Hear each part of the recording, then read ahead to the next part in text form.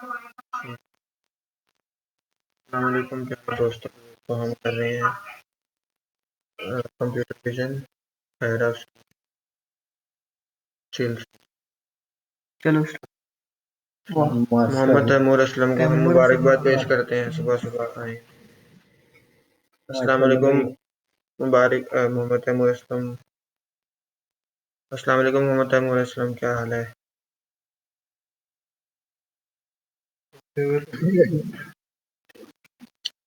अच्छा जी, हम पढ़ रहे हैं। हाँ, स्क्रीन शो करनी है।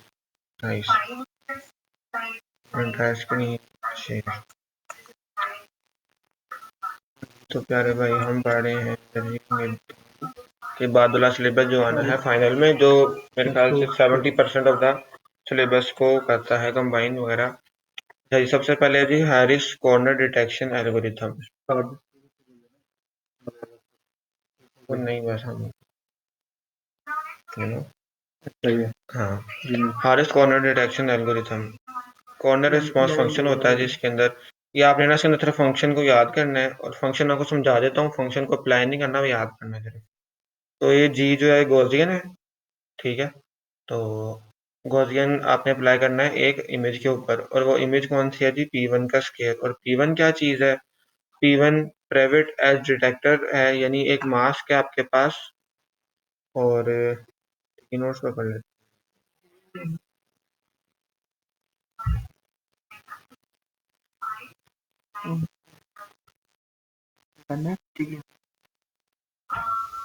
प्लस ठीक। ये जो जी हमारे पास P1 होता है ना, इस तरह का मास्क होता है। 1 1 1 0 0 0 -1 -1 इस तरह का मास्क होता है ना ये P1। ठीक है। और P2 भी इस तरह का मास्क होता है। आपको ना पिछले चैप्टर की स्लाइड में मिल जाएगा। ये उम्मीद है यार दिया ही हो। नहीं, उम्मीद क्या है, ये तो आना नहीं, इस तरह सॉल्व नहीं करना सवाल को। वैसे आपको बता रहा हूँ, ये मास्क है। इस मास्क को कॉन्वोल्यूशन करना है आपने तस्वीर के ऊपर, इमेज के ऊपर। तो उससे आपको आंसर मिलेगा। फिर आपने दो इमेज, उसी इमेज को उसी के साथ मल्टीप्लाई करवाना है। इमेज लूँ? वर्जन का मास्क लूँ, ये कह रहे हो? एल्गोरिथम में ना सबसे पहले आपने ये देखो, पी जो है ना, पी, इसको आपने अप्लाई करना है इमेज के ऊपर, कन्वोल्यूशन करनी है। ठीक है। अब मसलन ये है ना, इसको अगर मैं इमेज पे ऊपर अप्लाई करूँ, ये इस इमेज के ऊपर सिंपली सिर्फ एक दफा, ठीक है। तो ये जो पहला वन है, ये मल्टीप्लाई होगा इसके साथ 1 × 1 plus 1 × 2 plus 1 × 2 plus 0 × 3 plus 0 × 3 plus 0 × 2 -1 × this plus -1 × this. ठीक है, ये कॉन्वोल्यूशन करनी है इसकी। ठीक है। तो इसका जो आंसर आता है ना, वो आता है जी 1 + 2 + 2, यानी 1 + 2 + 2, और फिर नीचे -1 -1 यानी ये 0 हो जाएगा, ये हो जाएगा 1, ये हो जाएगा -3, आंसर को -2 आता है। ठीक है, यानी -2 सारा को जो भी आएगा ना, उसको दरम्यान में स्टोर, जो रिजल्ट इमेज होगी ना, उसके अंदर उसको दरम्यान में स्टोर करवा देंगे यहाँ पे ऐसे। तो मास्क अप्लाई करके जो रिजल्ट आएगा उसको करस्पॉन्डिंग, हाँ, तो इधर हमने स्टोर करवा दिया। ठीक है। तो ये हमने निकाला है P1। ठीक है। P1 का P1 के साथ लेना है स्केयर, यानी इसी इमेज को इसी के साथ मल्टीप्लाई करवा देना है पिक्सल बाय पिक्सल, 0 × 0, 0 × 0। हाँ, ये -2 को -2 के साथ मल्टीप्लाई करेंगे तो आंसर आ जाएगा 4। तो ये मल्टीप्लिकेशन हो गई है। अब इस मल्टीप्लिकेशन के ऊपर अप्लाई, यानी ये पी स्क्वायर बन गया ना, पी स्क्वायर। हाँ, अभी नहीं किया, ये पी है, और उसके ऊपर फिर गॉसियन अप्लाई कर देंगे। गॉसियन का भी एक मास्क होगा 3 × 3 का, वो 2 4 2 इस तरह होता है मेरे ख्याल से, फिर 1 6 1 इस तरह ही होता है ना।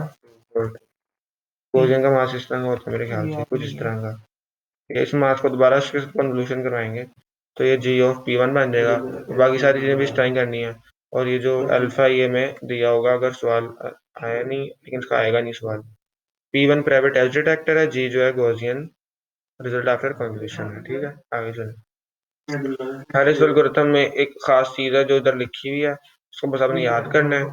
याद कैसे करना है जी? सबसे पहले आपने ब्लर करना है गॉसियन लगा के, किसी भी इमेज आपको दिया हमने सबसे उसको ब्लर कर देना है, गॉसियन लगा देना है।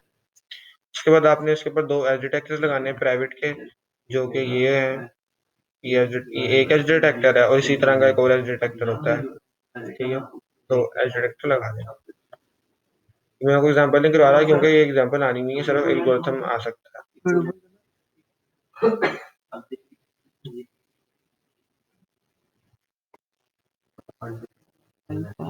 ठीक हो ब्लर, हाँ ठीक है, हाँ फॉर्मूले लिख लेना जरूरी ना, एंड रिवाइज कर लेंगे। ठीक हो गया। हम सेव ना करते थे प्रोसेस स्क्रीनशॉट तो टाइप अगर स्क्रीनशॉट ना स्क्रीनशॉट ठीक है, वो बाद में देख लेंगे फॉर्मूले को। तो जी उसके सबसे पहले ना ब्लर करना है, फिर उसके बाद आपने एज डिटेक्टर लगाना है, फिर दोबारा ब्लर करना है, और फिर कॉर्नर रिस्पांस फंक्शन को फाइंड करना है, और फिर थ्रेशोल्ड और नॉन मैक्सिमा सप्रेशन करना है। इसको आपने बस याद करना है, ये सॉल्व करने के लिए नहीं है। चलो, तो पहले भी नहीं कभी इस तरह है। Original image after 5x5 Gaussian ये है, Gaussian of product of gradients, यानी Gaussian of product of gradients इस तरह की होती है, इसको याद कर लो कि कुछ इस तरह की होती है। फिर CRF फंक्शन लगाओ तो कुछ इस तरह का आंसर आता है, और थ्रेशोल्ड और non maximum suppression overlaid on original करें तो इस तरह का आता है। ठीक है, बस आगे चले। Segmentation. The goal of image segmentation is to find regions that represent objects or meaningful part of objects. Segmentation का सिर्फ मतलब ये है कि इमेज में से वो हिस्सा निकालना जो आपकी इंटरेस्ट का आपको चाहिए।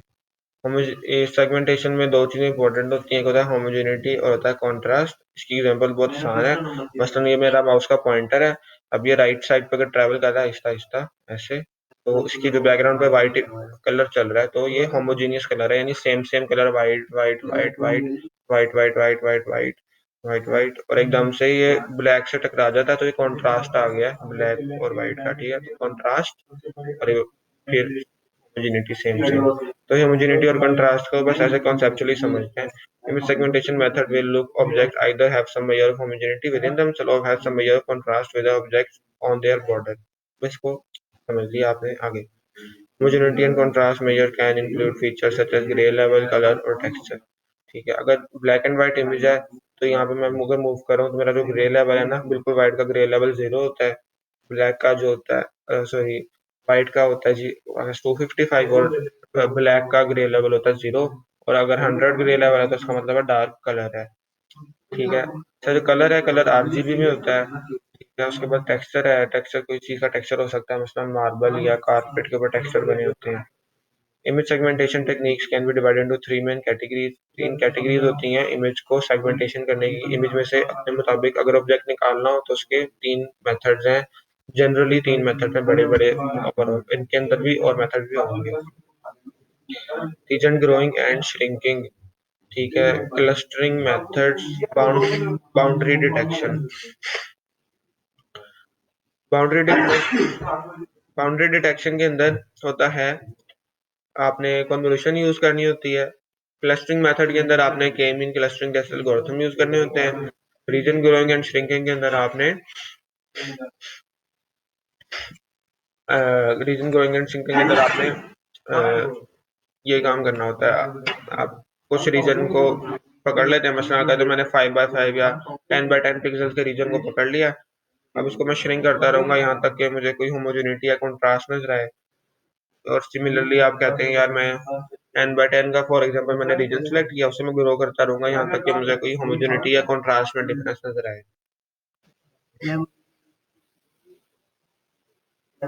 हम्म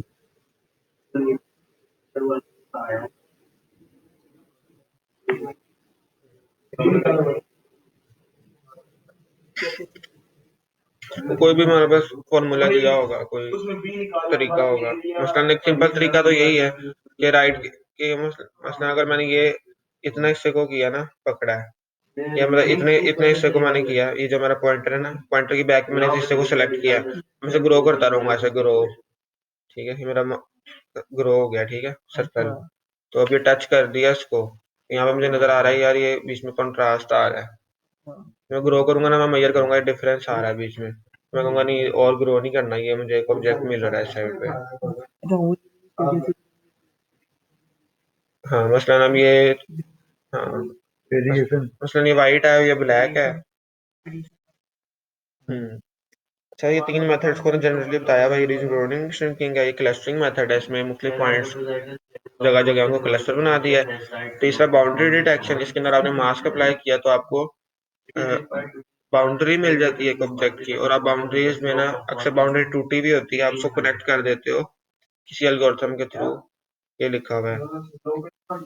boundary detection is often achieved by a differentiation operator. Differentiation operator का मतलब होता है ये मास्क। टू फाइंड लाइंस और एजेस, लाइंस और एजेस आपको मिल जाते हैं, followed by post processing to connect the points into borders. हाँ, मसलन अगर पास इमेज थी ना 0 0 0 0 0, इसमें आपको एजेस, आपने कोई एज जो ऑपरेटर लगाया किसी इमेज पे, आपको ये एजेस मिले, 0 बैकग्राउंड है 1 एज है, तो आपने ना कोई हब ट्रांसफॉर्म लगाया और इसको कोई इस तरह की एल्गोरिथम लगाया, और आपने ना उनको जोड़ के इकट्ठी बाउंड्री बना ली, जुड़ गई, पहले टूटी भी थी, यहाँ से आपने जोड़ ली।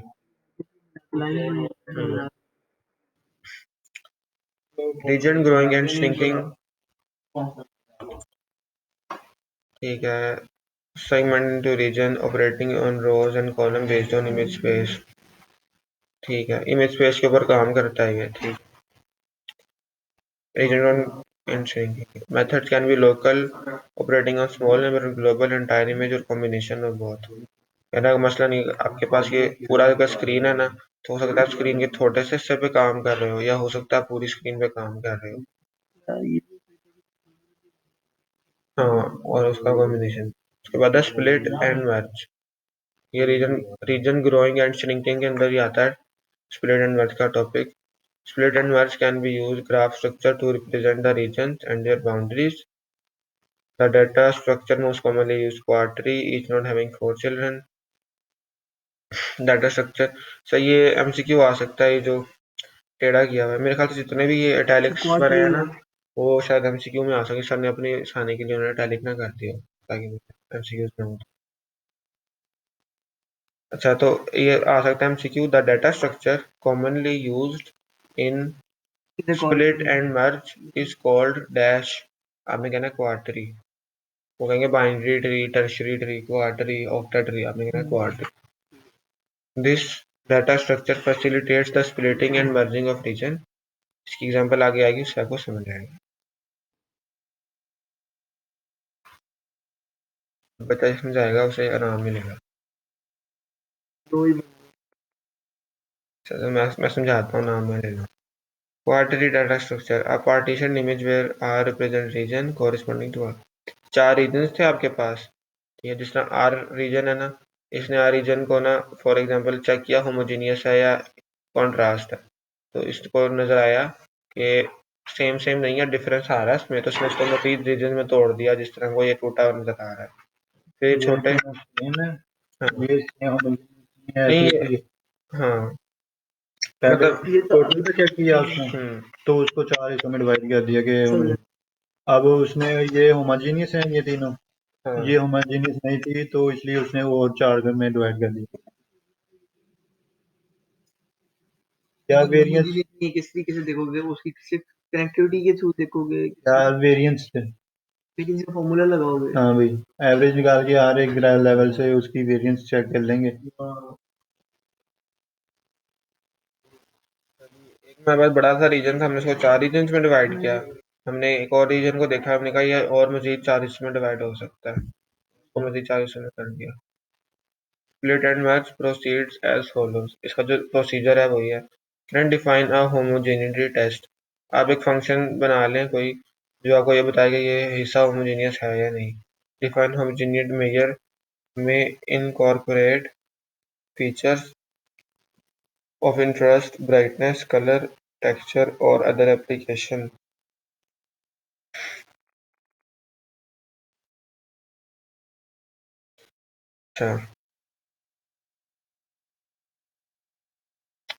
Specific information, determine criteria, the region must meet the pass the test. ये मैंने बस एक जनरल कंसेप्ट बताया कि हम यूनिट टेस्ट में तो इसमें स्पेसिफिक बात नहीं बताई.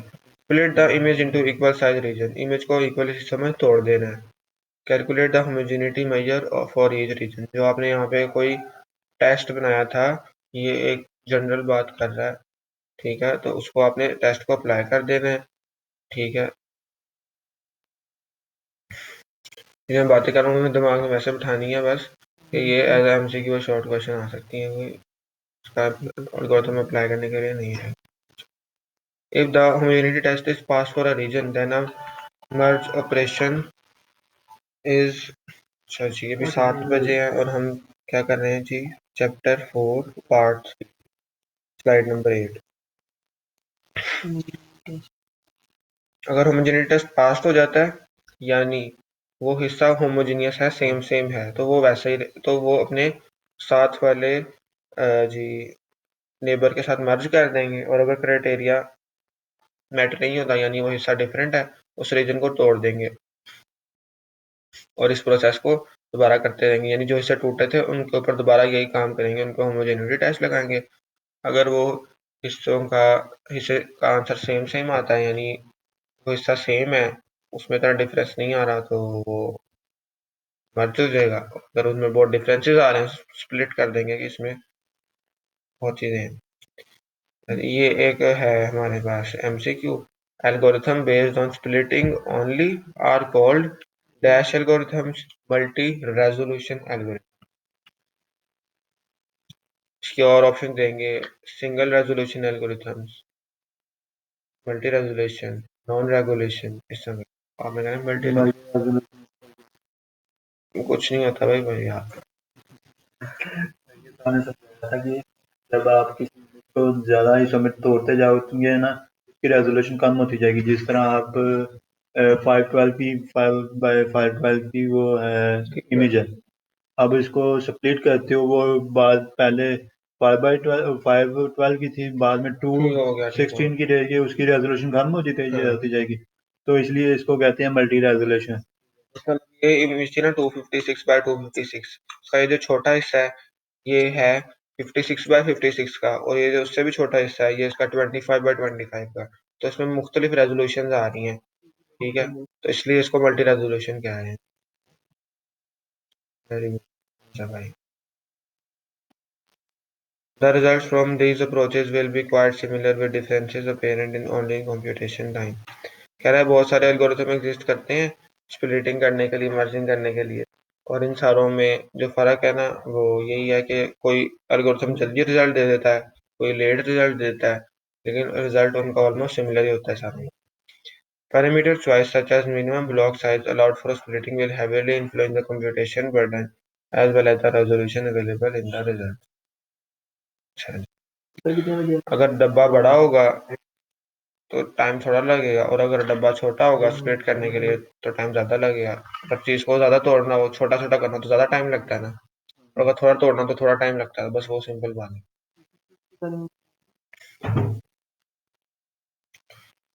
ये है ना तस्वीर.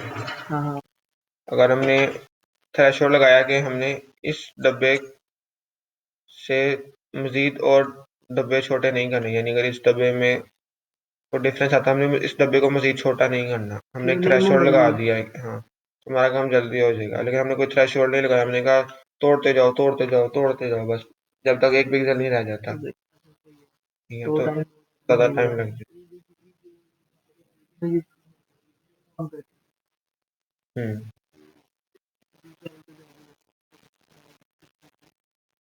The user-defined homogeneity test is largely application dependent. अरे जब मैं एल्गोरिथम बनाएंगे ना ये एप्लीकेशन डिपेंडेंट होगा, यानी हम मोटरवे के लिए बना रहे हैं प्रोजेक्ट या हम घर के लिए या ऑफिस के लिए बना रहे हैं. But the general idea is to select features that look similar with an object different from surrounding object. ये homogeneity और contrast की बात दोबारा रिपीट हो रही है. we can consider gray level variance as a homogeneity measure and define a homogeneity test that require the gray level variance within a region to be less than some threshold. चलिए अभी बता रहा है जो ये पहला स्टेप था ना इधर define a homogeneity test. Homogeneity test के अंदर कोई भी एल्गोरिथम आ सकता है, उसमें से कोई एक एल्गोरिथम इसने बताया वो है वेरिएंस का एल्गोरिथम। वेरिएंस का एल्गोरिथम क्या है? वो है ये फार्मूला, और फार्मूले के अंदर सबसे पहले आपने क्या करना है, आपके पास जितने भी आई ऑफ आर सी और ये सिग्मा का ये मतलब है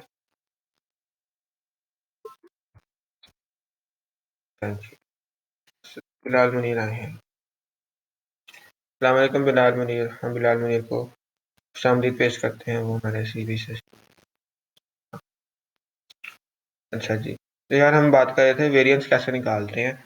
वेरिएंस के लिए सबसे पहले दो स्टेप्स हैं, तो उसके अंदर ये जो छोटा वाला हिस्सा है ना ये sigma of I R C, ठीक है, इसका ये मतलब है मसलन अगर हमारे पास ये इमेज है ना, तो उसका जो sigma of I R C होगा ना वो होगा सारे पिक्सल्स का सम, यानी इसमें दो पिक्सल हैं 1 + 1, तो इसका आंसर हो जाएगा 2, ठीक है। और 1/n का मतलब है कि आपके पास पिक्सल्स टोटल कितने हैं, तो इसमें टोटल 9 पिक्सल्स हैं, तो ये जो हो जाएगा 2/9, तो आई डैश आ जाएगा 2/9, ठीक है।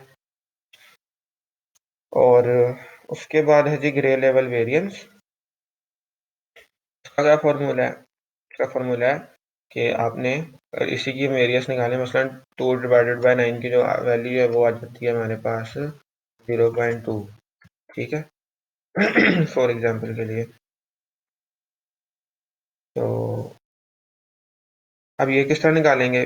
निकालते हैं I of R C minus I dash.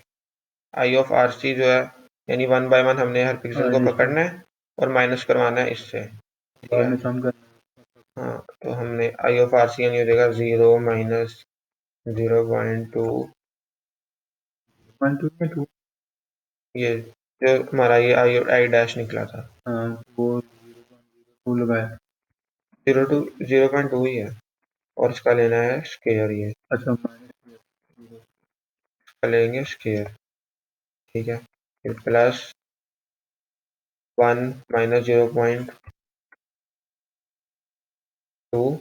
का स्केयर प्लस, प्लस लगा रहा हूँ ये सिग्मे की वजह से, दोबारा 0 - 0.2 का स्केयर, फिर प्लस 0 पॉइंट, ये सारा इस तरह करना है, ठीक है।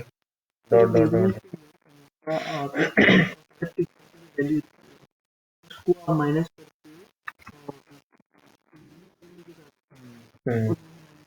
और उसका स्केल लेके ऐड कर देते और एंड पे ये जो 1/n-1 किया हुआ ना, तो ये मैं कर दूं 1/9 - 1, n नंबर ऑफ पिक्सल है, तो इस तरह ये कैलकुलेट करना है।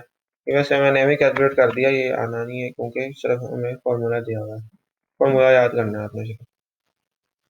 तो इसको अपने पास कहीं कॉपी में लिखना है इस फॉर्मूले को, तो आपको ये ताकि याद हो जाए। The sum is taken over the region of interest, n is the number of pixels in the region.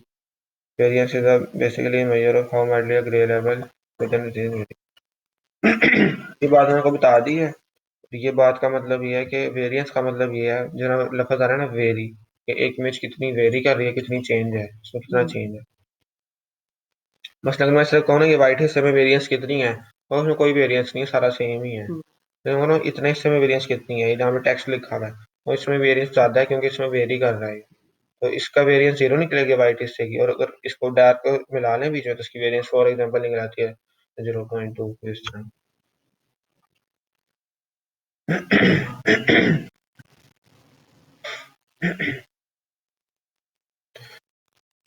A similar approach involves searching the image for homogeneous region, a seed region, and enlarging it until the homogeneity criteria is no longer met.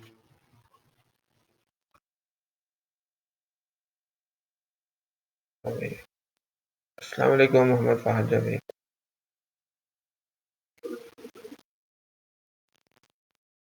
अच्छा जी, तो हम बात कर रहे थे कि similar approach involve searching, क्या हो गया, searching for homogeneous region, a seed region, enlarging it until homogeneous criteria is no longer met. इसका मतलब ये है कि मसलन ये जो हमारी स्क्रीन नज़र आ रही है ना आपको, ये पॉइंटर नज़र आ रहा है, तो मसलन होमोजीन इसमें हम सीड रीजन का मतलब है कि काम स्टार्ट कहाँ से करना है, उसको कहते हैं सीड रीजन। तो अगर मसलन मैं यहाँ पे ना एक होमोजीनियस एरिया तलाश कर रहा हूँ, मुझे ना ये जो हिस्सा है ना, ये छोटा सा, मुझे ना ये नज़र आया कि होमोजीनियस है किसी तरीके से। मैंने कहा भी होमोजीनियस है, मैं इसको बड़ा करता हूँ, तो मैंने इसको और एनलार्ज कर लिया ऐसे, ठीक है। अभी भी होमोजीनियस है, इसको मैंने और एनलार्ज किया ऐसे, ये अब ये टच कर रहा है ऊपर से और नीचे से, ठीक है। तो मैं यहाँ पे रुक जाऊंगा, ठीक है। तो ये बात कर रहा है इस तरह की, ये कॉन्सेप्चुअल बात है। हाँ, ये कॉन्सेप्चुअल बात है, आपको उस तरह ही आना चाहिए जिसमें बताया, उसकी कोई प्रैक्टिकल करने की जरूरत नहीं है। At this point, new region is found that exhibits homogeneity and is grown. At this point, new region is found that exhibits homogeneity and is grown. अभी जाको ये करके दिखाया वही। This process continues until entire image is divided into regions. ठीक है। तो जब हमें ये सब मिल गया था ना, ये होमोजेनियस है, अब हमने कहा अगला होमोजेनियस रीजन फाइंड करो, वो हमें यहाँ पे मिल गया होमोजेनियस रीजन। फिर हमने इसे ग्रो किया, ऊपर से टच किया, फिर रुक गए, फिर अगला रीजन फाइंड किया, इस तरह करते जाना। कोई बात नहीं। हाँ, seed region selection can heavily influence the resulting segmented image.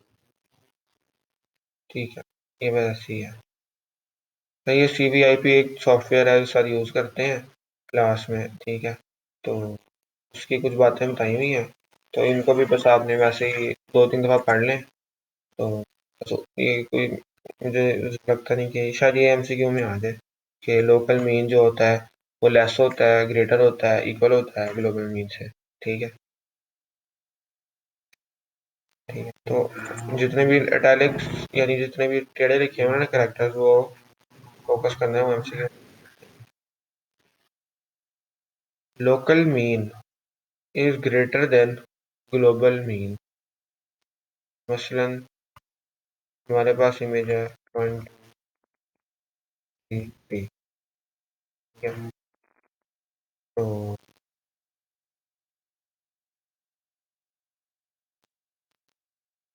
क्या मसलन एक इमेज है 100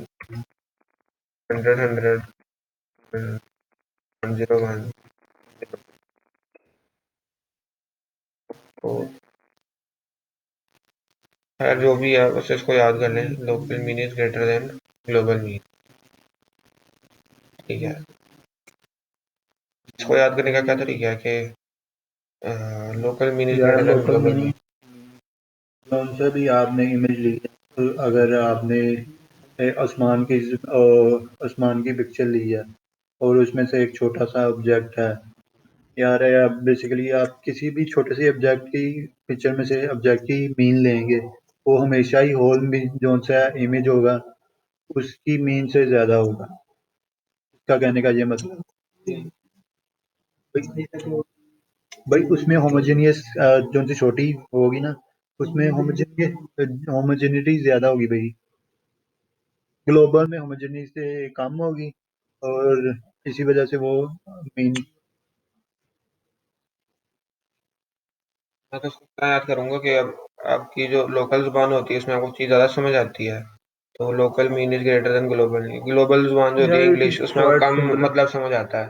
ये भाई मैं तो आसान है, इतना रट मुश्किल रट तो नहीं है कि मैं तो जो रट के आ गया, मुझे करने दो। सही है। ठीक है। Local standard deviation versus global mean, ठीक है। तो local standard deviation is less than 10% of global mean. Standard deviation का मतलब होता है कि कितना डेविएट कर रहा है, कितनी वेरिएंस आ रही है, ठीक है। तो लोकल स्टैंडर्ड डेविएशन होगी जो लेस होगी 10% ऑफ ग्लोबल मीन से। हाँ, हाँ, तो 10% है, उसको बस याद रखो, 2-3 दफा उसको पढ़ लो। Local mean, local standard deviation is less than 10% of global mean, local standard deviation is less than 10% of global mean, ठीक। Variance, minimum percentage of pixels within 2 standard deviation, ठीक है। Minimum percentage of pixels within 2 standard deviations. ये भी definition याद कर लो भाई, कोई समझाने का टाइम नहीं।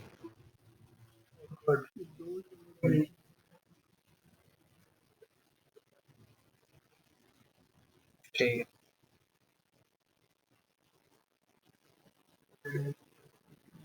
Texture 4 quadrants have similar texture. या पता नहीं क्या लिखा।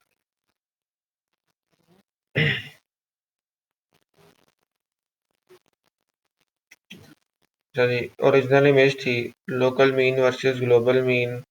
कह रहा है आप इसमें से लोकल और ग्लोबल मीन निकालो तो आपको ना एग्जांपल मिल जाएगी। ये इसका वो देखेंगे एलोप्रेन का मीन देखेंगे ना, वो ज्यादा होगा होल इमेज से। इस इमेज के अगर हम 4 हिस्से करें ना, तो इमेज का जो एक हिस्से का जो मीन है ना, local mean is greater than global mean. तो ग्लोबल मीन जो है ना वो थोड़ा होगा, लोकल मीन ज्यादा होगा। Local standard deviation versus global mean, और इसका हमने बताया local standard deviation is less than 10% of global variance with threshold. हाँ बस ऐसी ही है, सही बात है, तो हम गलत प्रूव कर सकते हैं। Texture homogeneity with similarity 50% pixel. Watershed algorithm, इसको हमने जल्दी से गुजारना है, ठीक है। तो वाटरशेड एल्गोरिथम क्या होता है कि आपके पास ना, ये आगे इसकी तस्वीर बनी है, वहां से बड़ी अच्छी समझ वो नहीं बनी। काम वाली चीज को देती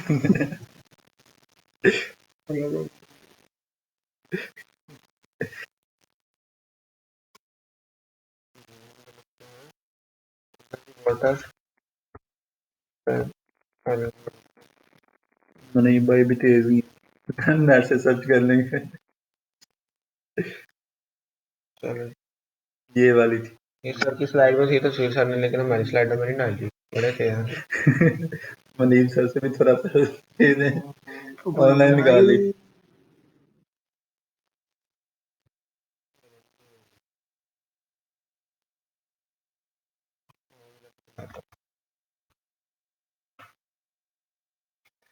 कह रहा है कि आगे बस एक इमेज होगी,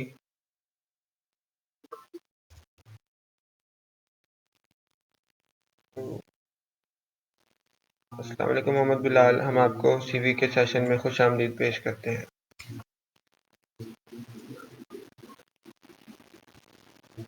अच्छा जी, तो the image is flooded to create pools of water corresponding to segments in the image. मैं आपको इसकी एग्जांपल दिखाता हूँ, ये नेट से, ठीक है, क्योंकि सर ने स्लाइडों में नहीं डाली। अच्छा जी, मसलन हमारे पास 3 पिक्सल्स थे, 3, 2, 5, ठीक है। ये एक तस्वीर थी हमारे पास, तो ये 3 जो है ना ऊपर हो गया, 2 नीचे हो गया और 5 ऊपर हो गया, ठीक है। तो उसके दरमियान में ऐसे खड्डे बन गए हैं, इसके दरमियान में पानी डाला है इसने, ये पानी है, ठीक है। तो अब इस पानी को ना इधर भी थोड़ा और पानी डालता रहेगा, इधर भी डालता रहेगा, इवन के ना ये होगा कि इधर का पानी इधर जाएगा, इधर का पानी इधर आएगा, ये पानी मिल जाएंगे। जैसे मिलने लगेंगे ना, तो हम इधर एक डैम खड़ा कर देंगे, इधर एक बाउंड्री लगा देंगे। बस इसको वैसे ही समझना है, इसको कोई सवाल हल नहीं करना, इसको बस कॉन्सेप्चुअल पता होना चाहिए, ठीक है। तो इसकी एग्जांपल जो है ना इधर को दिखाता हूँ, ये वाली, इसको अगर हम बड़ा कर लें, यहीं पे बड़ा कर, ठीक, थोड़ा बेहतर हो गया। अच्छा, ये जो हमारे पास तस्वीर थी, इसमें ना 2 ऑब्जेक्ट्स थे, ठीक है। तो हमने इनको अलग-अलग करना था, तो ये वाटर शेड है, ये अच्छा एल्गोरिथम है इस लिहाज से। तो जब हमने उसका वो तरीका किया ना, जो हमने थोड़ी देर पहले देखा है, तो बेसिकली ना कुछ इस तरह का आंसर आता है कि हमने डैम बना दिया बीच में ये, और 2 ऑब्जेक्ट्स पैदा हो गए। हमने पानी डालना डालना शुरू किया इधर इधर, तो आहिस्ता आहिस्ता जैसे ही वो मिलने लगे आपस में, तो ये हो गया। तो आपको मैंने ये दिखा दिया था, बस आपको इस तरह कंसेप्चुअली बताना चाहिए, ज़्यादा नहीं बताना है, ठीक है। तो व्हेन राइजिंग रिचेस वो फिर prevent, dam is built to prevent merging, ये बता दिया।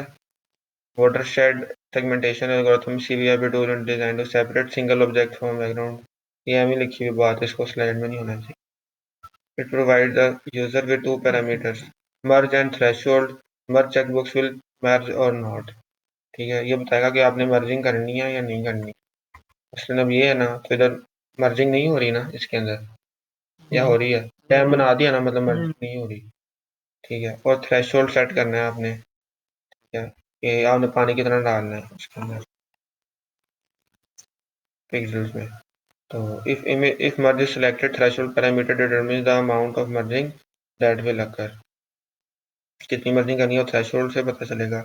Threshold parameter creates histogram using average grey values with in each watershed segment. ठीक है, तो यानी हमारे पास वाटरशेड के अगर दो सेगमेंट्स हमारे पास है ना, ये और ये, तो इधर एक हिस्टोग्राम इधर बनाएगा, ये एक हिस्टोग्राम इसमें बनाएगा ये algorithm. Next, it finds maximum value in the histogram and merges this group with adjacent lower and higher gray levels until the threshold is reached.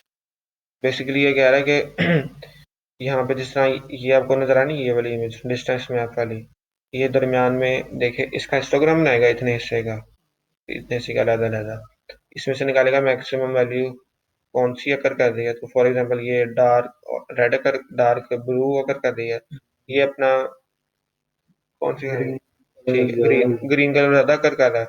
ये क्या कहेगा, ग्रीन कलर की फॉर एग्जांपल वैल्यू है 100, ये अपना कोई भी रख लेगा थ्रेशोल्ड मसलन 50, कहेगा प्लस माइनस 50 में जितने भी पिक्सल आते हैं ना उनको जोड़ते रहो आप इकट्ठे, तो जोड़ता रहा और ये बन गया।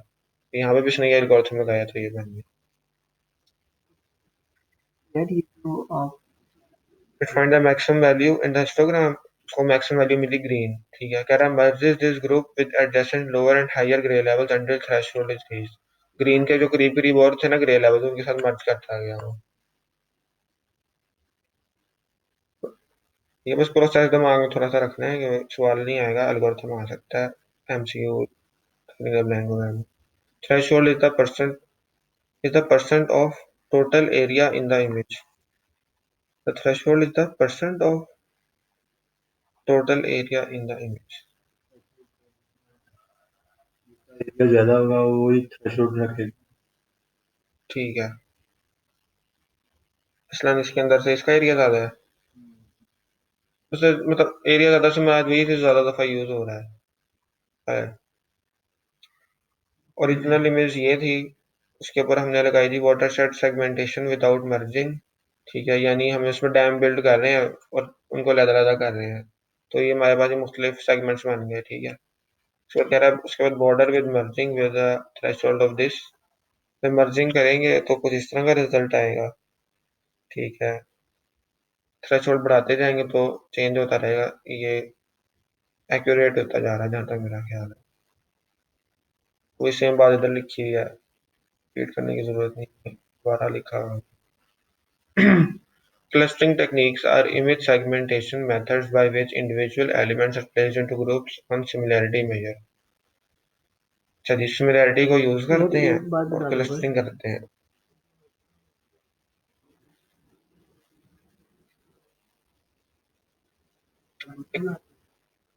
हायर और लोअर ग्रे लेवल्स के साथ मर्ज किया था उस ग्रे लेवल को। पी के साथ साथ जो सी आई थी ना, हाई और लोअर लेवल की ग्रे लेवल थे, उसको वो मर्ज करता गया आपस में, जिसकी वजह से वो बॉर्डर बनता गया उसके साथ साथ। अच्छा, क्लस्टरिंग में क्या होता है, आपने मुख्तलिफ हिस्सों को एक जगह पे मैप करना होता है बेस्ड ऑन सिमिलैरिटी। ये डिफरेंट है थोड़ा ग्रोइंग एंड श्रिंकिंग से, क्योंकि इसके अंदर मैथमेटिकल स्पेस यूज होती हैं। जिस तरह हफ स्पेस है वो एक मैथमेटिकल स्पेस है, हफ ट्रांसफॉर्म में जो यूज होती है। Mathematical spaces are use for clustering including colour spaces, histogram spaces and complex feature spaces. ठीक है, ये जो कलर स्पेस वगैरह ना, ये मिड वन में भी आई थी। दूसरा हिस्टोग्राम भी हम बना लेते होते हैं, तो मैथमेटिकल स्पेस है। इसकी एग्जांपल उम्मीद आगे आएगी, यहाँ ये आगे आ गई। फॉर एग्जांपल बाद में देते हैं, थ्योरी पहले था। अच्छा, तो ये एक मैथमेटिकल स्पेस है। ठीक है, एक और मैथमेटिकल, ये मैथमेटिकल स्पेस है और ये भी मैथमेटिकल स्पेस है, और ये इमेज स्पेस है, इमेज। अच्छा, वापस चलते हैं ऊपर।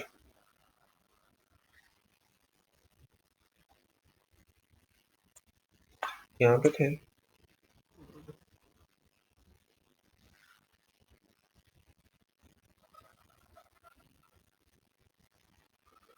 ज्यादा ही आगे चले गए। फिर- अच्छा,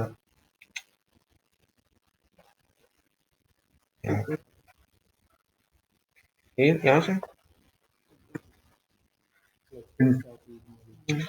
क्लस्टरिंग की क्लस्टरिंग में ये करते हैं, सिमिलर चीजों को ग्रुप करते जाते हैं सिमिलर चीजों से। डिफरेंस, अच्छा ठीक है, ये हमने कर लिया हमें।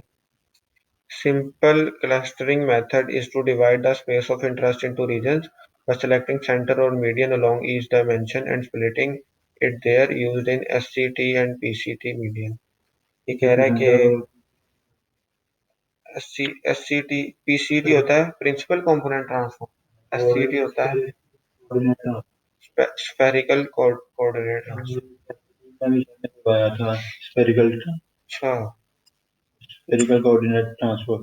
ठीक है, ठीक। जिसमें वो कलर को RGB को कन्वर्ट करता है, LR इस तरह की वो हाँ बिलूर। हाँ हाँ, ये ये मेथड है और एक ये मेथड है, और ये यहाँ पे यूज होते हैं क्लस्टर सेंटर और median along each dimension splitting. ये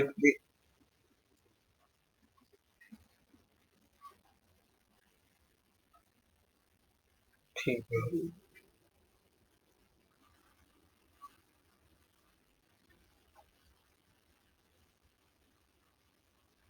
हाँ बिल्कुल ठीक, वेरी गुड स्टार्ट, बिल्कुल सही। सही, हाँ MCQ आना है इसका, सही बात। उसने बता दिया ना, पीसीटी कलर के अलावा वालों को डील करता है, और जो कलर वाला और ये एससीटी जो है वो कलर वालों को डील करता है, इसका MCQ आना है।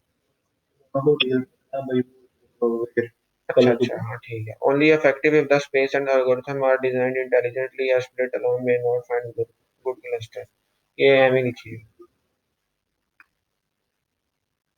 अच्छा अच्छा, अशर अली जमशेद, अस्सलाम वालेकुम अशर अली जमशेद, फास्ट है भाई, क्या हाल?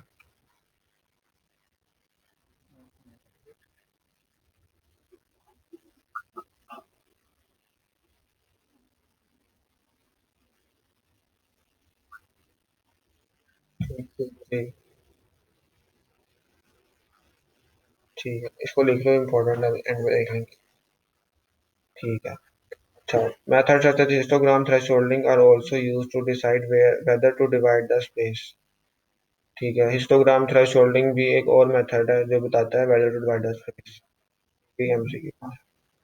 Recursive region splitting, a standard clustering method which uses a threshold of histograms technique to segment the image।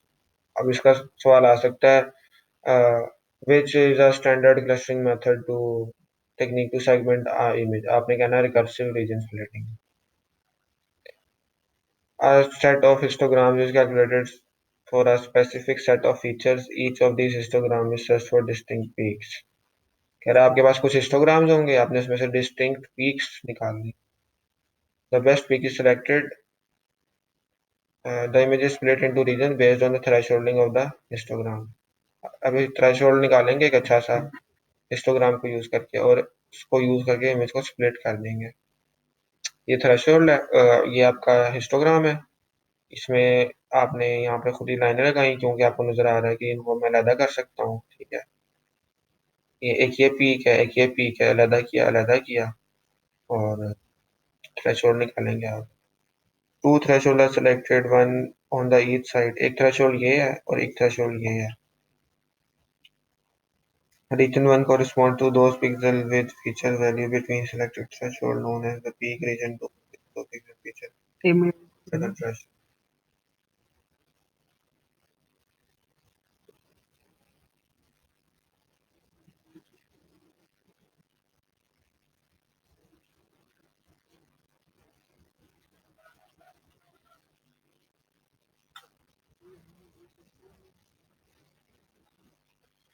An example of this type of algorithm: consider the entire image as one region। पूरी image को एक reason suppose करो, फिर आप histograms निकालो for each component of interest, for example red green blue. ठीक है, आप तीन बैंड्स होते हैं ना आपके पास, तीनों का अलग अलग हिस्टोग्राम बनाओ। Apply a peak finding test to each algorithm, हर हिस्टोग्राम में से पीक्स निकालो। सेलेक्ट द बेस्ट पीक, सबसे अच्छा जिसका पीक मिल रही है आपको, उसमें थ्रेशोल्ड लगाओ on either side of the peak. यानी एक थ्रेशोल्ड निकालना है। Segment the image into two region based on this peak. जब आप थ्रेशोल्ड लगाते हैं तो इमेज ब्लैक एंड व्हाइट हो जाती है ना, तो उसको ये कह रहा है two region. Smooth the binary threshold image so only a single connected sub region is left. इसको आप गॉसियन फिल्टर वगैरह लगा के स्मूथ कर लो, या जो भी तरीके से करना है। ये कंसेप्चुअल बात हो रही है। Repeat steps 1 to 5 until no new subregion can be created. That is no histograms have significant peaks. ठीक है, आपने एक हिस्टोग्राम को वैल्यू निकाल के आपने अप्लाई किया, इमेज हो गई बाइनरी, दो हिस्सों में डिवाइड हो गई। फिर आपने व्हाइट हिस्से और ब्लैक हिस्से पे दोबारा हिस्टोग्राम लगाया, व्हाइट हिस्सा फिर दो हिस्सों में हो गया, ब्लैक हिस्सा फिर दो हिस्सों में डिवाइड हो गया।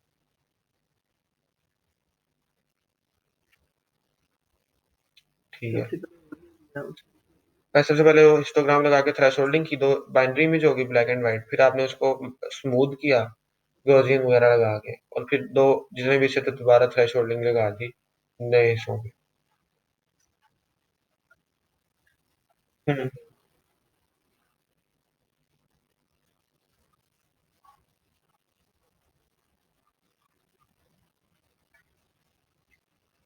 ठीक है।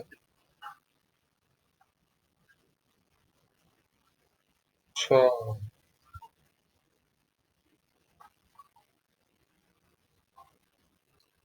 अच्छा अच्छा, ये लोकल मिनिमा है।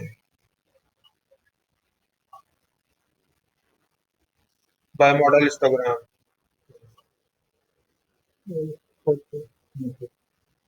ठीक है, ठीक हो गया। तो ये जो लोग सेशन में, उनके लिए बोनस टिप है कि दो पीक्स के दरमियान जो मिनिमम वैल्यू होगी ना, उस पर थ्रेशोल्ड लगाएंगे तो आपके नंबर पूरे आएंगे।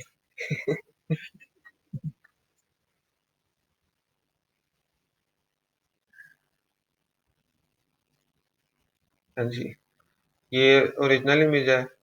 ठीक है, और image after histogram thresholding using four grey levels. Four grey levels को यूज करके उसने जी लगाया, हिस्टोग्राम अप्लाई किया है, थ्रेशोल्ड अप्लाई किए हैं। ये हिस्टोग्राम है, और ये चार इसमें से इसने मेरे ख्याल से पीक्स फाइंड की हैं। अ, ये इसने कैसे फाइंड किए हैं? ये वही उसी तरीके से किया ना, लोकल मीन ग्लोबल। हाँ हाँ हाँ, अच्छा वो लगाया।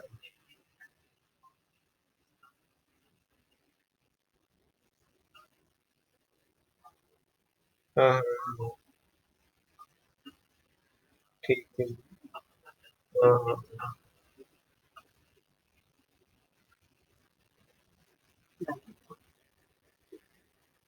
हम्म, बिल्कुल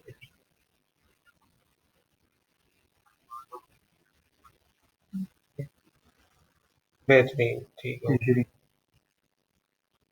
गुड हो गया। एस सी टी होता है जी हमारे पास, क्या नाम था?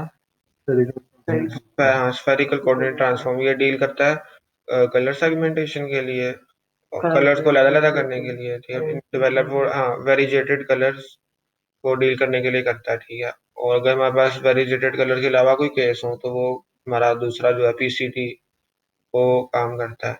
It decouples the colour information from the brightness information. ठीक है, आपने लिख लेना है, एमसीक्यू है। S C T decouples colour information from brightness information, यानी कलर को ब्राइटनेस से अलग कर देता है, ताकि आप आराम से इमेज में काम कर सकें। ठीक है, रिजल्ट आपका सही आए। ब्राइटनेस लेवल्स में vary with changing lightning condition. Light condition change होगी तो ज़ाहिर है ब्राइटनेस चेंज होगी। So by using two dimensional colour subspace defined by two angle and angles we have a more robust algorithm. कह रहा है इसमें टू डायमेंशनल कलर स्पेस बनाते हैं, ठीक है, और दो एंगल्स यूज करते हैं, और उससे हमारा जो है कलर अलग हो जाता है, और ब्राइटनेस अलग हो जाती है। तो ये रेड ग्रीन ब्लू तीन आ गए हमारे पास कोऑर्डिनेट्स। और ये एंगल ए बी, ये जो एल है ना, ये इसका कोई फार्मूला होगा आपके पास, इन्वेंट किया होगा साइंसदानों ने। ठीक है, तो आप इसको अगर अप्लाई करेंगे ना, तो आपके पास ये आ जाएगा, यानी आरजीबी की जो इमेज है ना, वो इक्वल है इन तीन चीजों के, एंगल ए, एंगल बी और एल के। तो आप आराम से मसलन अगर एंगल, मसलन ये जो है ना आपके पास B, angle B, for example आप समझ लें ब्राइटनेस थी, ठीक है, और एंगल ए जो था वो कलर था, और एंगल एल था जो उस कलर की कितनी अमाउंट है। तो आप इन दो चीजों पे काम कर लेंगे, इसको एक को छोड़ देंगे। तो इस तरह का है ये पॉइंट्स है ना, ये इसको उसके साथ जोड़ दिया ऐसे कर, इसको करके ऐसे जोड़ दिया बस। S C T centre and colour triangles, पता नहीं, याद रखना है कि कलर ट्रायंगल जो है ना वो एस सी टी में आती है। हाँ, मतलब सर इस बारे में क्या पूछ सकते हैं, सर ने एम्प्टी डायग्राम, सर ने कहा ना ये डिग्री मेंशन कर दो, मैंने 10 20 30 60, ठीक है, 0 से 90, इधर एंगल ए आता है, इधर एंगल ए आता है, पीछे एंगल बी आता है, इधर ब्लू आता है, इधर रेड आता है। वो सर कुछ भी दे सकते हैं, सर ने कहा, सर ने ट्रायंगल देने का, मैंने कहा उसको लेबल करो।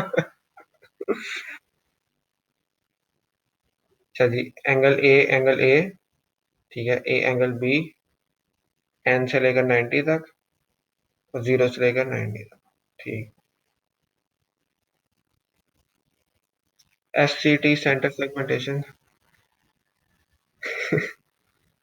SCT center segmentation algorithm is as follows. Convert the RGB triple into spherical coordinates. This RGB को convert करना है आपने L, A, B में, मिनिमा और मैक्सिमम फाइंड करना है एंगल A और B का, ठीक है, मिनिमम और maximum angle. Divide the sub space defined by maxima and minima into equal size blocks. इसका मुझे नहीं पता क्या इसका मतलब वो होता ही है। है वो आपने ठीक है, I guess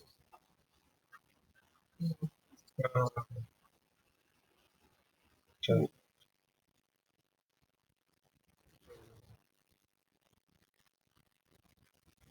Calculate the RGB means for the pixel values in each block. आपने हर ब्लॉक के अंदर एवरेज ले RGB लेनी मीन्स लेने हैं जी, ईच ब्लॉक के अंदर आपने मीन निकालना है। Replace the original pixel value with the corresponding RGB mean, ठीक है, यानी ये जो डब्बे बने हुए हैं ना, इसमें से पूरे डब्बे का मीन निकाल के उसको सारे डब्बे में वही पिक्सल डाल देने हैं एक ही। है मतलब ये डब्बा बना हुआ है ना, इस डब्बे का मीन निकाला, उसकी जो वैल्यू आई वो इस डब्बे के सारे पिक्सल पर रखवा दी। हाँ, तो एल्गोरिथम याद हो जाएगा। एल्गोरिदम याद नहीं होगा, उसके कलर की वो हाँ कम उस, होते, हाँ उससे कलर कम हो जाएंगे, हाँ। कलर कम होते हाँ जाएंगे। कलर कम हो, जब आप मीन ले रहे हो डिफरेंट कलर का, तो वो उसके कलर कम करता जाएगा। Replace the original pixel value with the corresponding RGB mean, mean average value होती है, पता नहीं, वो चैप्टर 3 में पता चलेगा, एक नंबर रीड करोगे ना। ठीक है। For the identification of variegated color skin tumor application, it would determine that segmenting the image into 4 colors was optimal. Jameel है, अस्सलाम वालेकुम जमील भाई।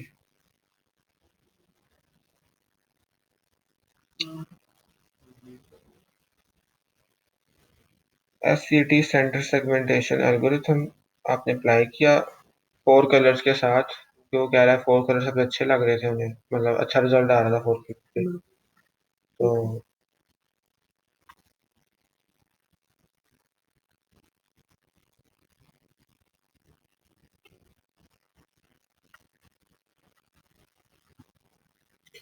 इसके बाद है PCT प्रिंसिपल कंपोनेंट ट्रांसफॉर्म या फिर मीडियन एल्गोरिथम। ये क्या करता है कि जो केसेस एससीटी से डील नहीं हो रहे थे वो उनको अच्छी तरह डील कर लेता है, और develop the features other than variety coloring the result provided by SCT were not satisfactory.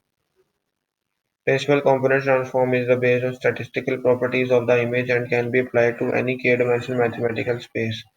और इसमें ये खास बात है कि ये k-dimensional mathematical space पे भी अप्लाई कर सकते हैं पीसीटी को। एक जनरल एल्गोरिथम है, ज्यादा बेहतर है। The median split is based on an algorithm developed by color compression to map 24 pixel per per pixel color images into pixel two bits average पर 2 पिक्सल bits per pixel. तो median split is based on algorithm developed for color compression की जाती है इसके जरिए P के जरिए to map 24 जो बिट्स हैं उनको 2 बिट से मैप करने के लिए यूज होता है. It is believed that PCT used in conjunction with the median split would provide satisfactory color image segmentation since PCT aligns the main axis along the maximum variance path in the datasets. ये MCQ आ सकता है. PCT aligns main axis along the maximum variance in the dataset. जो है ना हाँ हाँ आपका जो आपके है ना ये कहते हैं कलर कंप्रेशन करता है, ठीक है, 24 बिट से 2 बिट्स पर पिक्सल.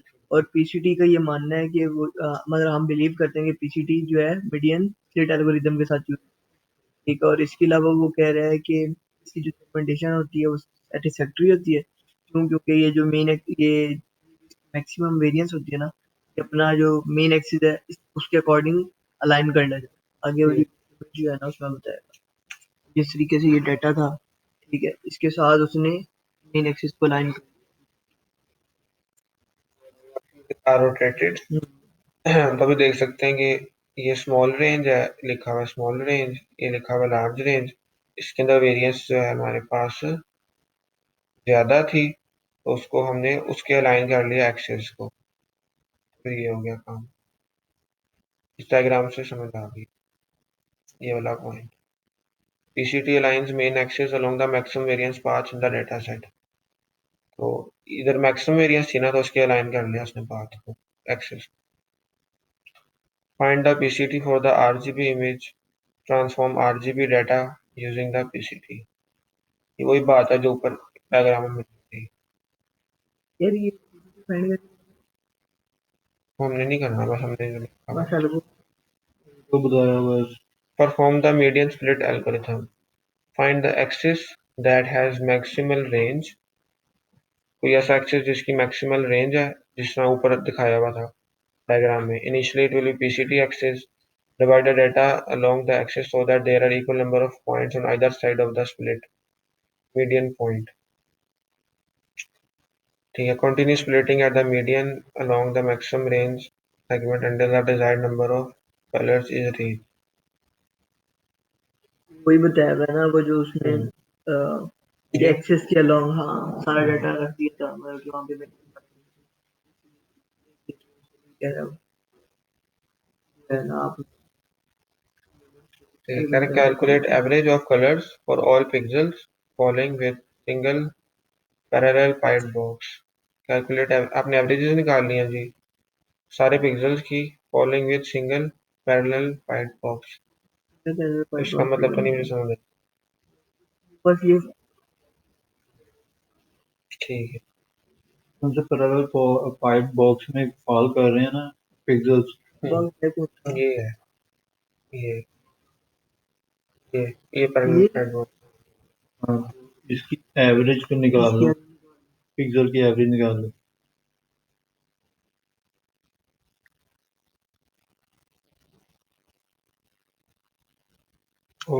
अब वो जो सी एवरेज आएगी उससे वो एक्लोडियन डिस्टेंस लेके सिमिलरिटी वगैरह निकाल के जाते हैं.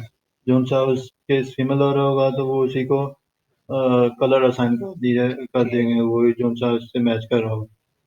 अब बिलाल आप थोड़ा सा एक्सप्लेन करना चाहोगे इस एल्गोरिथम को अपने अल्फाज.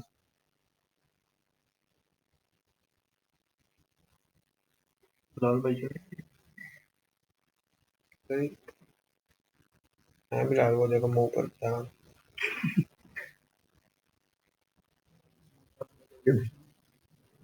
For the skin tumor application, it was determined that optimum number of colors was dependent upon the feature of interest. Map each pixel to the closest average color values. ये कोई algorithm पढ़ रहे हैं, उसके अंदर ये बता रहा है कि आपने कोई एवरेज पिक्सल होगा उसको आपने क्लोजेस्ट जो आपके एवरेज कलर्स हैं उनके साथ मिक्स करना है और क्लोजेस्ट यूक्लिडियन डिस्टेंस मेजर यानी आपके जो करीबी पिक्सल हैं उनके साथ मैच करना है.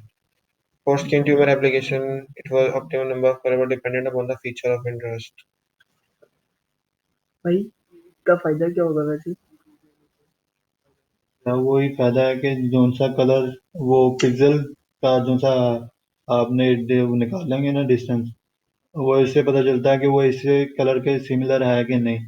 अगर वो जो से डिजायर 4 हमारे पास कलर आएंगे ना, 4 या 2 कलर, हम उस हिसाब से उसे कलर असाइन करते जाएंगे।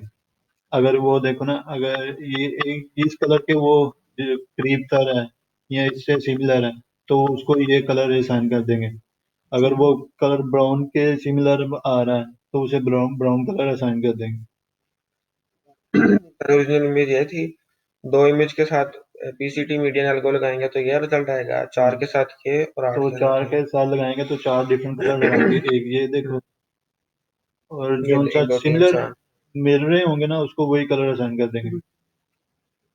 पीसीटी मीडियन एंड में दोबारा देखेंगे। हाँ, मैंने भी देखना और रहने दो। बाउंड्री डिटेक्शन, इसके अंदर क्या करना है, आपने मास्क को मल्टीप्लाई करवाना है। ठीक है, it is performed by finding boundaries between objects, thus indirectly defining the object. This is usually begin by marking points that may be part of an edge. ये भी जनरल बात है, the margin to line segment at the middle of the boundary. अब आगे example आएगी, उससे सही समझ आएगी। आफ्टर एज डिटेक्शन ऑपरेशन, यानी जब मास्क को मल्टीप्लाई करवा लेंगे इमेज के साथ, यानी कन्वोल्यूशन करवा लेंगे, उसके बाद हमें थ्रेशोल्ड लगाना होता है। उसके बाद आपने क्या करना है, one method to consider this, the histogram of the edge result selecting the best value. ठीक है, हिस्टोग्राम के अंदर आपने बेस्ट वैल्यू निकालनी होती है, यानी आगे आएगा तो नजर आएगा ये क्या करना है। मतलब bimodal histogram with 2 peaks, an analytical solution available to find a good threshold value.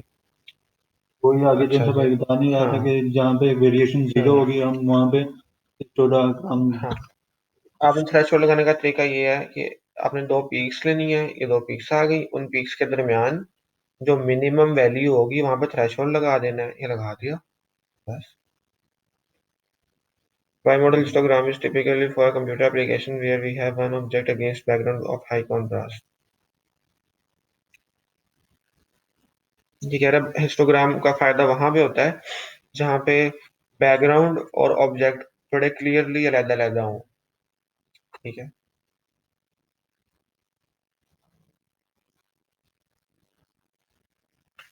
अच्छा जी, अच्छा यार, हम ऐसा करते हैं, ये जो हमारा ना ये वाली इमेजेस के लिए एक छोटा सा ना बनाते हैं हिस्टोग्राम।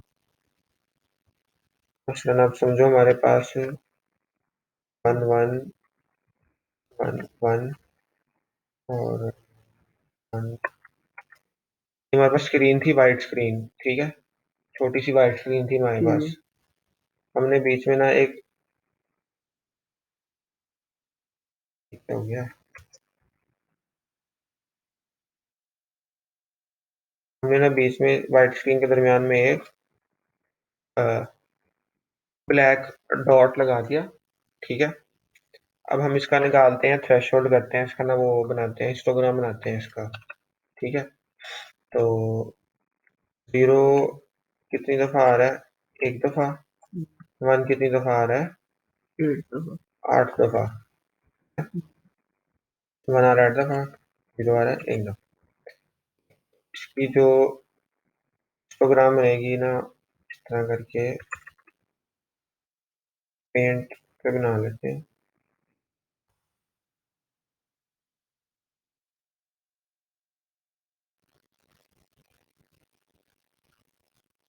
इसकी हिस्टोग्राम जो बनेगी,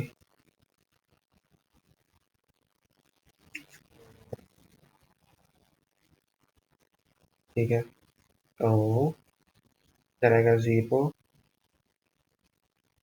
रहेगा 1, 0 आया हमारा 1 दफा, 1 आया हमारा 8 दफा। ठीक है, तो हम यहाँ पे लगा दें हिस्टोग्राम, वो थ्रेशोल्ड लगा देते हैं। ठीक है, तो थ्रेशोल्ड की जो वैल्यू है वो है 0.5, दरमियान में आ रहा है ना। ठीक है, हम कहते हैं 0.5 से तो छोटी वैल्यू था उनको 0 कर दो, 0.5 से बड़ी वैल्यू था उन्हें 1 कर दो। ठीक है। हाँ, वो पहले बाइनरी इमेज थी, तो 0.5 से छोटी वैल्यू उसको 0 कर दो, वो 0 है, वो 0 ही रहेगा। 0.5 से बड़ों को 1 कर दो, तो 1 है, 1 है। वैसे छोटी थी कौन सी? These methods provide a theoretically good solution based on the assumption that peak of Gaussian shape and the peak are fairly separated. ये कह रहा है कि अगर आपके पास इस तरह का है ना, क्या नाम है,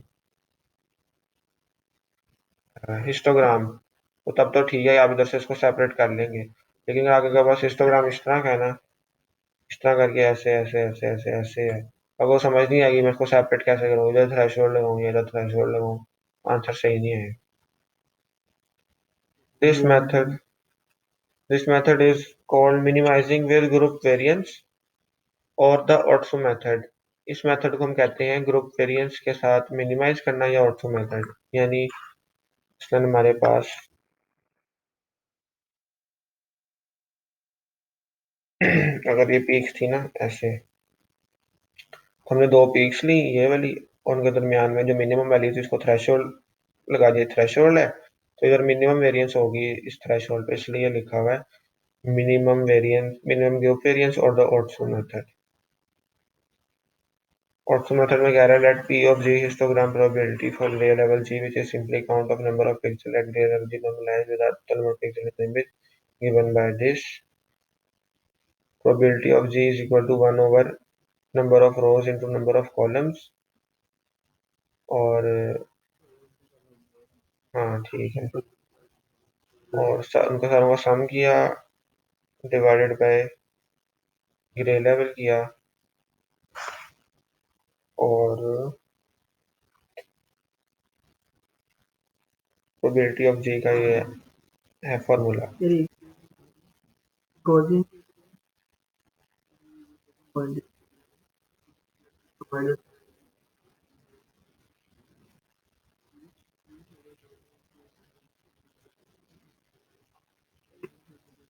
ये बेल शेप होती है ना, ये पहाड़ है, ये इसको कहते हैं गॉसियन शेप।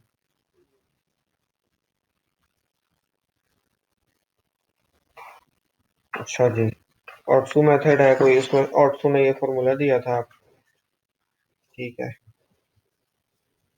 और सिंपल अगर आपने पी ऑफ जी फाइंड करना है ना, उसका तरीका पी ऑफ जी का तरीका ये है कि यहाँ पे वंस कितनी दफा आए हैं, इसमें आए हैं वंस हमारे पास 8, टोटल हमारे पास पिक्सल्स है 9, ठीक है। तो पी ऑफ 1 जो है वो है 8/9 और जो पी ऑफ 0 है 0 आया एक दफा, टोटल पिक्सल है 9, तो आंसर आया 1/9। अच्छा जी,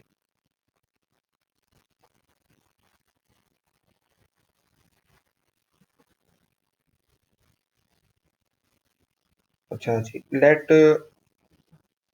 this be within group variance which is weighted sum of variance, थोड़ा बड़ा कर लेते,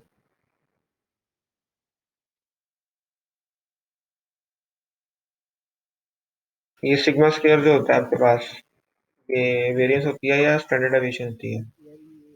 बस हो गई। ठीक है, तो कह रहा है let sigma square within the group variance which is the weighted sum of the variance of the two groups as a function of the threshold defined as this।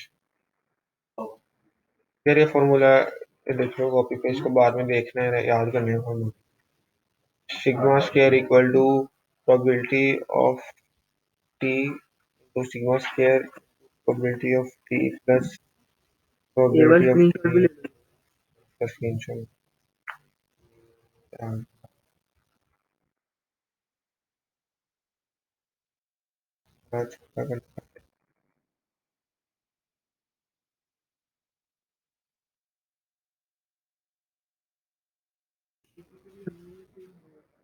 पहले हमें पता चल रहा था कि ये बाई मॉडल है हाँ जी, प्रोग्राम, ठीक है। तो हमने मतलब हमें देख के पता चल रहा था कि यार ये थ्रेशोल्ड आ गया, लेकिन हमने कंप्यूटर को कैसे पता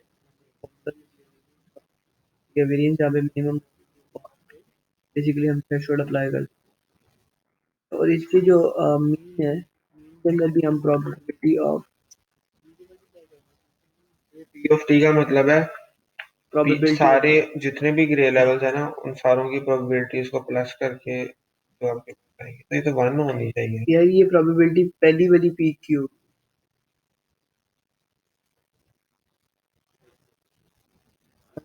पहले वाली 1 से लेकर टी तक है। अच्छा ठीक है, ये थ्रेशोल्ड है T. P of threshold equal to 1 से लेकर थ्रेशोल्ड तक दोनों का सम करना है और उसके बाद थ्रेशोल्ड प्लस 1 से लेकर मैक्सिमम ग्रे लेवल तक, यानी 2 आपने निकालने। ये बेसिकली ये कह रहा है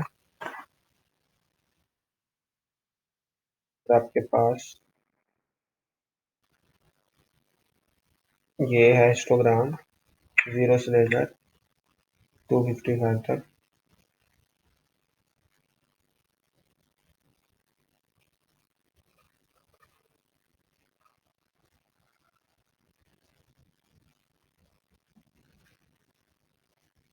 यहाँ पे दरमियान में फॉर एग्जांपल 100 आता है आपके पास थ्रेशोल्ड, तो 0 से 100 की आपने वेरिएंस निकालनी है और 100 से 255 की वेरिएंस निकालनी है।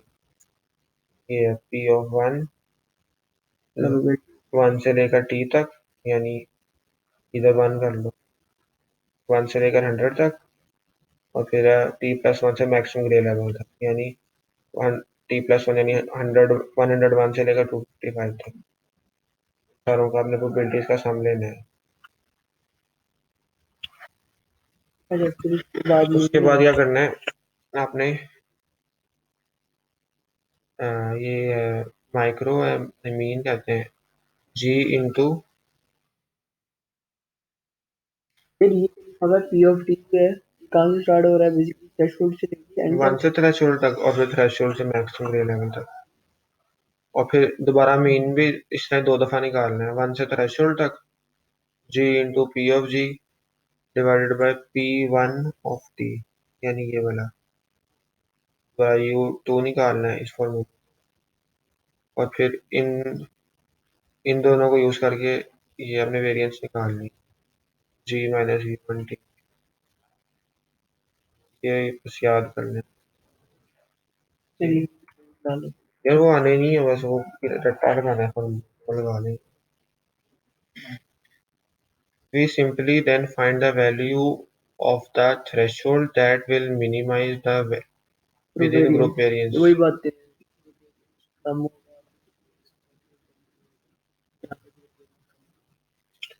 This can be done calculating the values for O square for each possible gray level value and selecting one that provides the smallest disk. कह रहा है कि आपने क्या करना है, ये निकालना है हर ग्रे लेवल के लिए और फिर selecting the one that provides the smallest variance। ये बेसिकली वही बात बता रहा है कि आपने ये ना, आपने 2 पीक्स फाइंड कर ली, उन पीक्स के दरमियान वेरिएंस जहाँ पे 0 आएगी वो पॉइंट फाइंड करना है, वो पॉइंट ये निकलेगा और इस पॉइंट को निकालने के बारे में ये बात बता रहा है। Values for this each possible grey level selecting one that provide smallest variance यहाँ पे आएगी। We can usually streamline this search by limiting the possible threshold values to those between the modes, the 2 peaks in the histogram। ये बस I mean ये बात। Often the histogram of an image that has been operated by an edge detector is unimodal, so it may be difficult to find a good value। कह रहे जब आप लगाते हैं, जब आपके पास इस तरह की इमेज होती है ना, ये ब्लैक, जो आपने कोई सोबल ऑपरेटर या कोई ऑपरेटर लगाया हुआ है, कोई मास्क से कन्वोल्यूशन करवाई है इस इमेज को, ये रिजल्ट आया है ये, इसकी जो है ना थ्रेशोल्ड, उसका जो हिस्टोग्राम है उस तरह का बनता है। तो इसमें से आपको मुश्किल होता है थ्रेशोल्ड लगाना। कह रहे अब क्या करें, तो कह रहा है उसका सोल्यूशन उसने बताया, Sobel image with after thresholding with average value. कह रहा अपना इस इमेज का जो एवरेज है ना उससे थ्रेशोल्ड कर लो, तो हाँ फिर आके इस तरह इतनी प्यारी इमेज आएगी।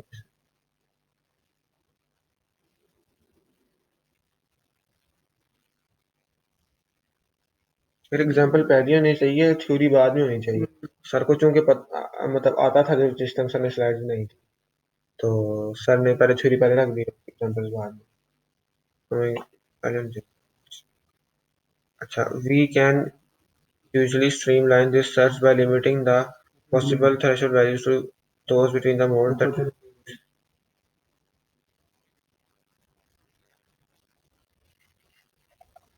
ये पढ़ लिया. A method that provides reasonable results for unimodal histogram to use average value for the threshold. ये बात हमने की थी.